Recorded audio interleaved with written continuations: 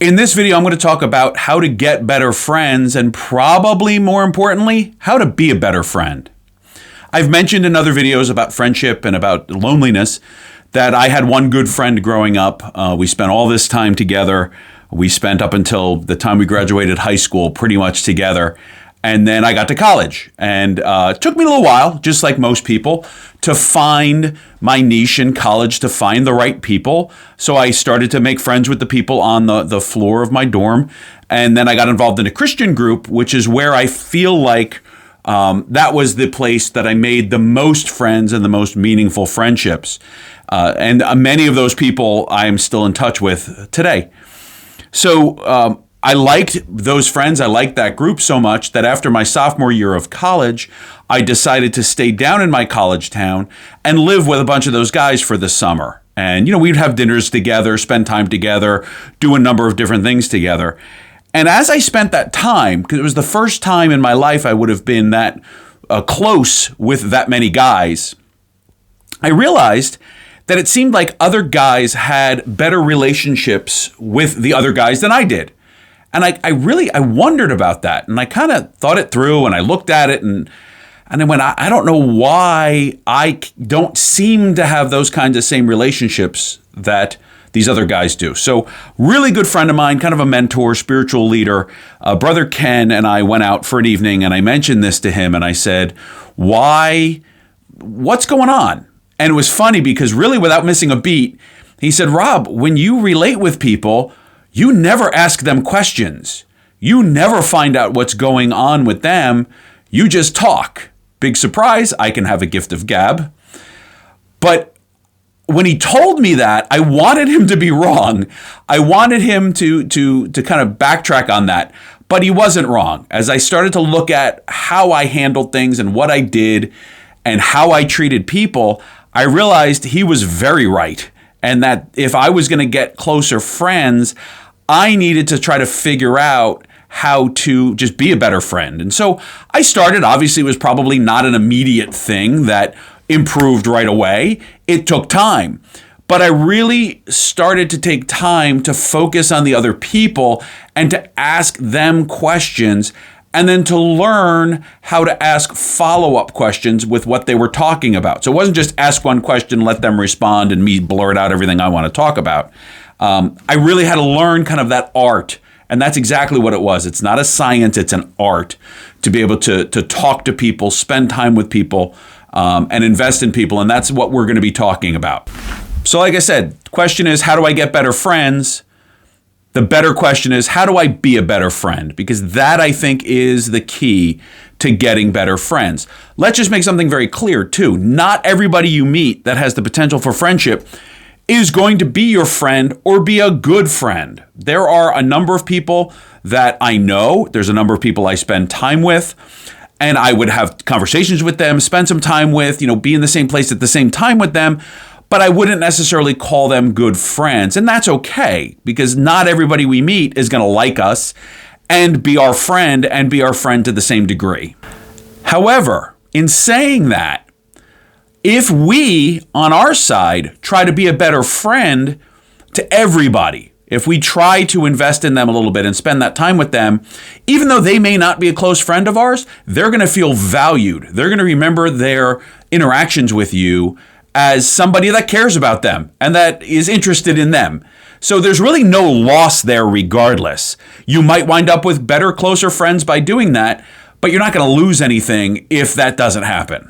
So how can we be a better friend? Well, it comes right down to the first thing I learned was ask questions.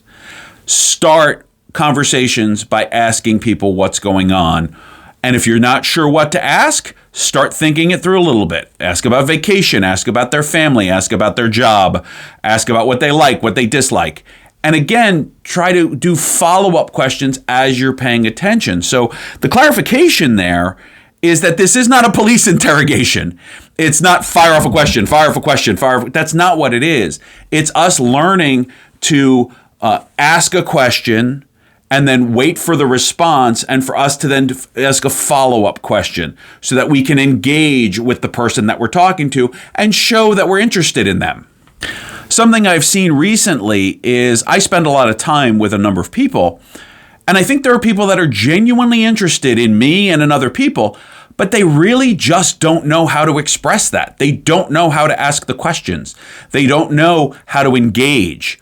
And I do think it's something that needs to be trained. Again, I really do believe they're interested and want to be involved, but they've never learned how to do it. And they're very uncomfortable asking those questions. So it's something we need to learn how to do. Right along with asking questions is listening.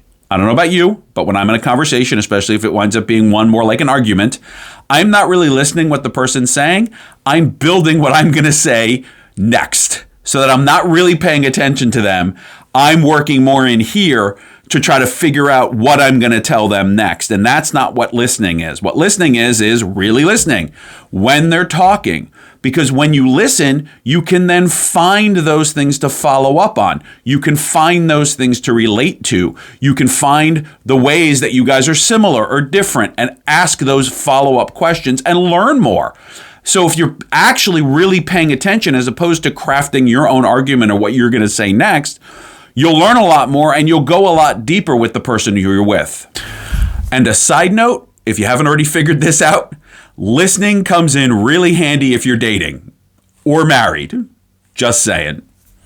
I think, again, along the same lines of asking questions and listening is to actually show interest in the things that interest them. Doesn't mean you have to go do it with them. Doesn't mean you have to like it. But we can show interest in something without really liking it. And for example, my wife really liked gymnastics. She wanted to be a gymnast when she was younger. That ended very quickly when she got to be 5'10". She was twice the size of the other gymnasts. But she still watched gymnastics on TV. There was at least once I remember she got tickets to a gymnastics competition she went to go watch. And there were times that I would watch it with her. It wasn't really my thing. She would stay up way late to watch the Olympics and watch the gymnastics on Olympics, and I wouldn't necessarily do that. But I showed interest with her, and she with me in some of the things that interested me more than interested her. And there was a way where we're showing value of the person, not necessarily of the thing, where I'm showing interest. I'm interested in gymnastics because she was. Another bonus. If you actually listen, ask good questions, and invest in their life, you'll become a better gift giver. Because if you're listening, you'll start hearing the things that they really want or things that would really surprise them. Just a side note. I think another really big one that, again, I think we've lost somewhat is really invest in their lives. The best way you can without being invasive, but invest in their lives and let them invest in yours. So have them over. Show good hospitality when people come over. Help them with projects. Let them help you with projects. Have them over for celebrations and different things along those lines. Invite them to just go spend time together. And there's a phrase, wasting time together, right? Invite them to just waste time together. It's okay. Some of my best times I've had has been sitting with somebody just out and talking and not having any other agenda and just kind of spending that time together, or going on a drive with them and getting the opportunity to talk and just invest and spend that kind of time. Have the guys over. I've had men over to help me with projects, and I've helped on other projects as well. And it's a good way for us to get to know each other, to invest in our lives and be aware of the things that they're celebrating, that they're struggling with, that they need help with. And jump in when you can if there's a way that you can help them. If you can, do regular follow-up and communication. Now, you may have friends that have moved away or gone to a distance. I definitely have some that I can't always get to see. But what's kind of cool is because we've got a good friendship, when they come back or when I see them, we connect and it's like almost no time has gone by. So I think that's kind of cool. But if you can do regular connections, right? Don't just wait months or wait for them to make the move. I've mentioned my friend Henry before. He and I will schedule time because life just gets busy. You can't always just expect to have time. We will schedule time to go out and do things. So we've gone to car shows, car museums, regular museums. We've gone to Dukes of Hazzard Fest. We went to the PA Bacon Fest, which was a lot of fun. And About a year ago, he and I went out to Arizona, which was absolutely amazing. So we just had that time to invest and spend that kind of time together, just doing something fun and just being out to enjoy that time. And I think it's really, really important for us to be fearless, where we can be afraid. We're not sure what to say. We're not sure what to do. We're not sure how this is supposed to work. What if this person doesn't like us? What if all the what ifs?